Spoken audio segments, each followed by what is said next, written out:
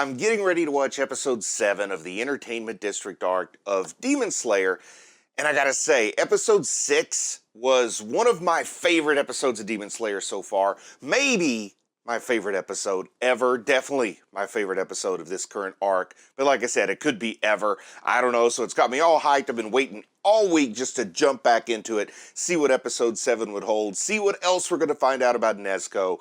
And now the time is upon us, so let's go ahead and just jump into it. And it looks like we're getting started off with a nice recap of what happened in episode 6, which I got no complaints about that. That was fun to watch the first time around. I'm sure it'll be fun for the second time too. But seeing Nezuko just kind of emerge from being injured so grievously and recovering with this kind of speed that nobody expected, biting through that muzzle of the bamboo, those leaves showing up on her skin. Oh, this is great. Get me just as fired up as it did the first time around. With that horn protruding from her forehead, the speed. And look at that, sliced to bits but doesn't even care because she can regenerate so quickly. Oh, that is amazing. I guess the illusion got her off guard.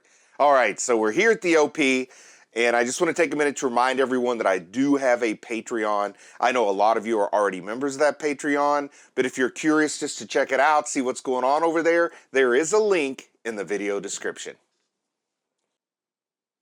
All right, and here we are. Episode 7's title is Transformation. So let's see how this goes. And we're picking right back up with Nezuko standing over the upper six. And the upper six is trying to figure out what the heck's going on here. She can't believe how powerful the regenerating abilities are of Nezuko. Yeah, greater than an upper six. So like I said, she's got the power of an upper moon, but which? Is she like Muzan level? That's what I think. Let's see where everybody else is at. Oh, Tanjiro's still not looking so good on the rooftop there. Not looking good at all. Oh, and he's having like this vision of his younger brother, who we know was killed by demons. Or at least a demon. And it's like the spirit of his brother trying to get him to wake up and go help Nezuko in this fight she's having. This is pretty cool. But yeah, it's all about Nezuko and her fight here. Just stomping and stomping. Really making Daki look pretty weak here. And just impervious to injury. Oh, even decapitation? Can she recover from that? Okay, now suddenly this amazing display by Nezuko seems to be questionable here. I mean, she can survive decapitation? I don't get it. Oh, she's like her blood is holding it together. She still has control over dismembered body parts. Oh, the blood magic in Nezuko. And look at that. Oh, did she just do that to die? Did she put the upper six in this flame? Like sun-breathing power in her blood magic with that. Oh, what was this weird flashback? Are we seeing Daki's past here? What are we seeing here? But wow, Nezuko even able to just pull her body back together by the blood cells flying through the air. Put that incinerating force on the upper six, and here she comes for what looks like a death blow. I don't think this fight is over quite so soon, though. We got a few episodes left, but she is just really taking advantage of that upper six. Wow. Is the upper six going to get some help? Because this fight looks over. Nezuko just literally kicking the snot out of her here. Oh man, like Kool-Aid Man style through all those walls. The claws on her toes. She has become something a bit more monstrous. Is Tanjiro going to recognize her? Is she going to recognize Tanjiro? Is this mark a concerning change? Like, I'm worried, is she getting to a point she is becoming a monster she didn't want to be and it'll be tough to come back from this? Oh, she's seeing human blood and is she going to be able to fight the demonic urge to eat that human? Because we know she eats one human, everybody dies. Nezuko, Tanjiro, Tomioka, they've all vowed to hold themselves responsible for Nezuko's actions. And with this monstrous demon power coming alive inside of her, it looks like it's harder and harder to resist. And there's Tanjiro for the save, saving her in a way I never imagined. You go, Tanjiro. Giving her a new muzzle. No bamboo, but he's got the sheath of his sword there to work out. Yeah, Nezuko's almost lost herself in this transformation into a more powerful demon. Oh, and was, per usual, Tanjiro blaming himself for putting her in this situation. Oh my goodness, the guy holds himself to such a high standard. He knows she's been injured. She's been grievously injured, managed to come back from it. Is he gonna be able to calm her down? This looks bad. This looks bad. Yeah, encouraging her to go back to sleep so she can heal without eating the human blood, without consuming human flesh. Oh no, I didn't sign up to see a Nezuko versus Tanjiro fight. This can't turn into that. This can't turn into that at all. I'm not ready for that. I hope he can reach her. Oh no, and as he's trying to reach her now, the upper six shows up. Oh my goodness. Just popping in it. Oh, but look how hideous she looks. Like her face is torn up. Definitely almost like looking like a zombie here. Ooh, and she's having trouble to heal from the wounds that Nezuko inflicted. I like that. This is not a good time. This would be a great time, though, for Tengen Uzui to show up, the Sound Hashira. I think the two of them could use a little help right now. Tanjiro has his hands full trying to save his sister. Oh, and there he is! There is our Sound Hashira. Let's see if he shows us exactly what he can do. I don't think we've gotten more than just a glimpse at his full power, so I want to see it. Oh, he's not even worried about the upper six. He likes how she's become flashy, I think. Come on, Uzui. The upper six is still back there. He's losing his marbles because she became a flashy demon, even though he likes things that are flamboyant. Oh, and here's the upper six. And look at that. He's just dismissing her. How much confidence do you have to just dismiss an upper rank? Oh, wow. He's throwing shade at her that she's not really the upper six. That's curious. So is there another demon here that's hiding behind her? She really isn't the upper six? Does Uzui know what he's talking about? I have no idea. But I'm curious as heck now. And Inosuke and Zenitsu. Zenitsu's still dressed in drag, of course. Up on the rooftop, wondering what's going on. It looked like Inosuke is a little enamored with the philosophy of Uzui up there, too. Is Zenitsu still in his trance? Yeah, looks like Zenitsu's in a trance. I seem to be closed. Where's the snot bubble that lets me know for sure? He's calling himself the Mountain God again. He's all fired up. Good to see that Inosuke's still out there being Inosuke. Oh! Did Uzui do that on arrival? Is that how fast he is? That is pretty amazing. Oh, that seemed ominous. With Uzui telling him the battle's not over. So, is there a legit upper moon that Daki was just pretending to be?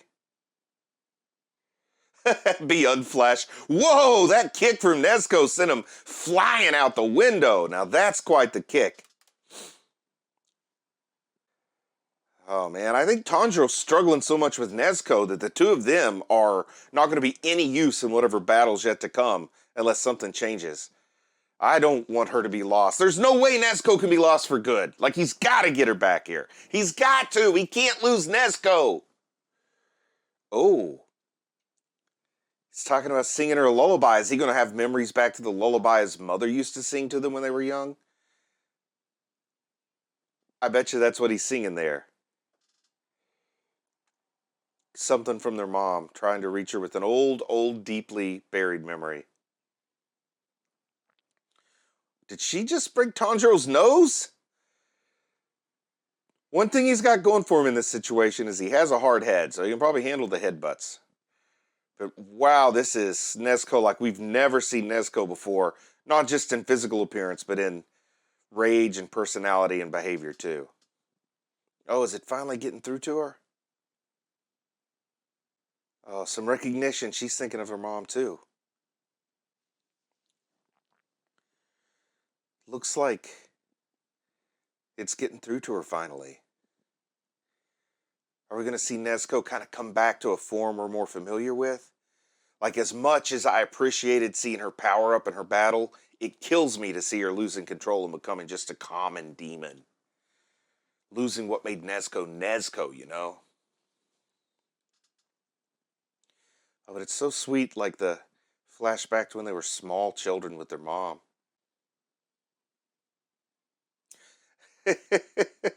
Talking about her brother. She ate red berries when she was pregnant, and that's why he has red eyes. I love the logic of children. It's so sweet, so innocent. A lot of fun here. Okay. Is the struggle stopping? A tear showing up? He got to her! He's brought her back! We've got Nezuko back! Good job, Tanjiro! Good brother sticking with your sister and finding the right way to reach her in this moment, making all of us so happy. But is he gonna now start trying to, like, swaddle her and protect her from fighting again? Is he gonna take that away from her? I don't know. I don't know if some kind of overreaction is gonna happen after these events. But look, she regressed to that child form. Oh, this has gotta be really tearing Tanjiro up inside to see what his sister's going through here. Just doubling down on that resolve to cure his sister that's really pushing him through all this. But now that she's asleep, she can heal in a more Nezuko fashion. Oh, so even with the decapitation and her head upside down, she's still talking trash there. And he's totally lost interest. Like, he does not believe she's the upper ranked demon. He's still sticking to the idea that she can't be upper rank. Why is your head in your hands if you're that powerful?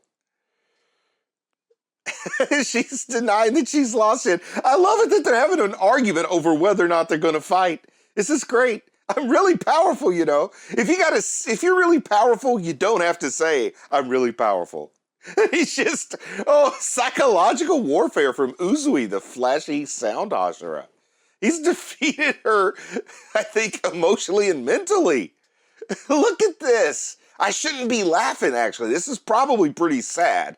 This is probably the result of who knows how many years of emotional abuse from Muzan and emotional manipulation that's caused her to have this reaction that he's taken advantage of. But he is noticing that she's not dying despite being decapitated. I love those weapons, like gigantic bladed nunchucks, or what I call them. But she's throwing a tantrum like calling for her brother. Is her brother the actual upper six in this? Whoa! What is this? Oh! Oh, what was that grotesque demon coming out of like her head stump, out of her neck? And Uzui moved in quickly, but I don't think he managed to make the connection. So that's the actual upper level, isn't it? The one that was inside of her. I did not expect that. And now this guy's belittling her. I guess it's her brother. She seemed to refer to him as her brother.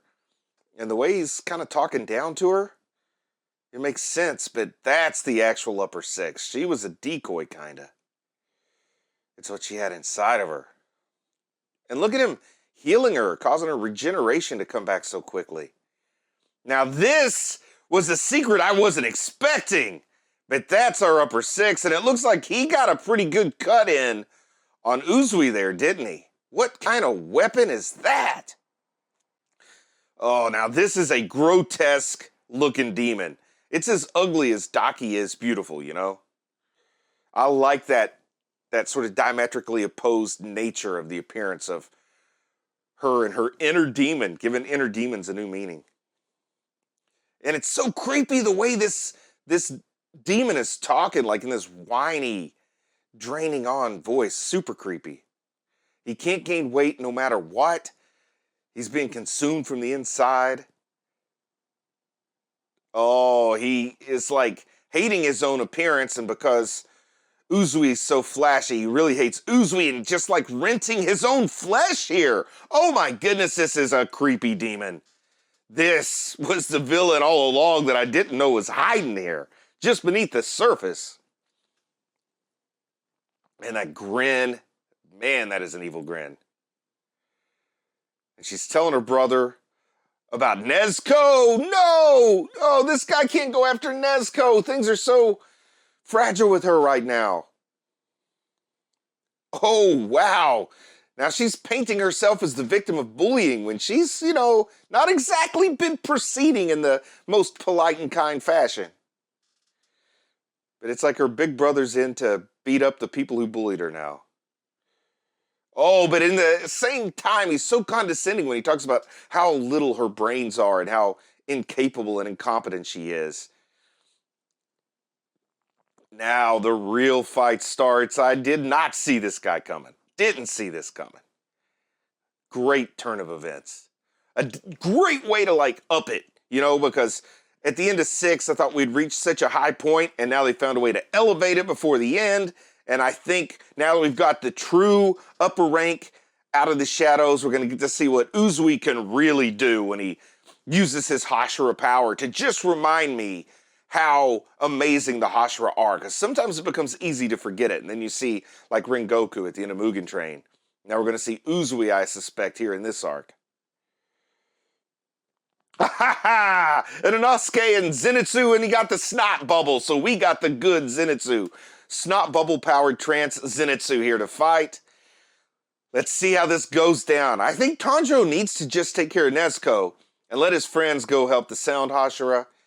And let's see how this goes. You can sit this one out, Tanjiro. You fought enough in the last couple episodes. And Inosuke's really taking the flashy philosophy to heart. Yeah, I like that. He's going to put Nezuko back in the box and just leave her there to sleep. And then we get all 3 of them helping their Hashira in charge.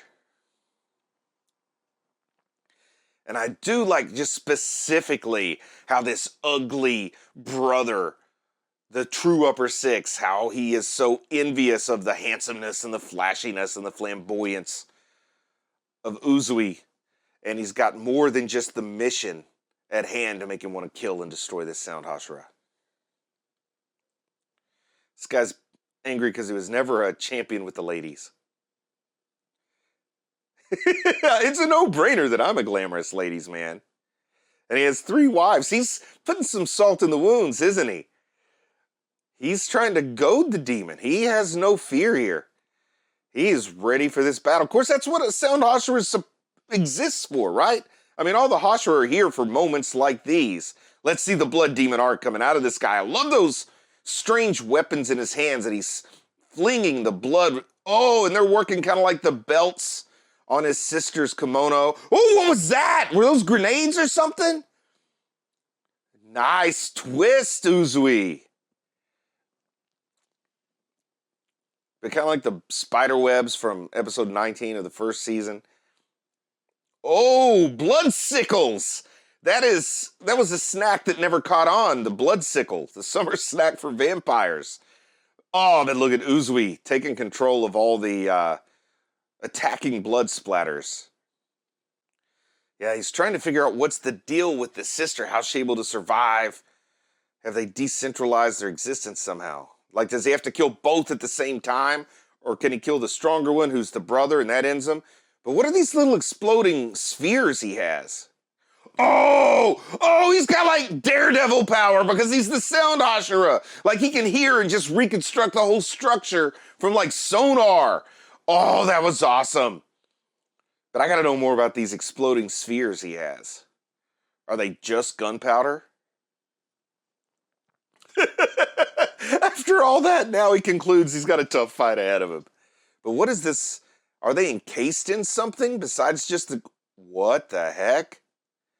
I guess it was just the kimono things. So they're almost like conjoined twins in a spiritual sense, not in a physical one. But they're one demon with two forms. I guess you got to decapitate both at the same time. This was another great episode. I'm still going to go on the record as saying I preferred episode 6 to episode 7 here, but episode 7 is great.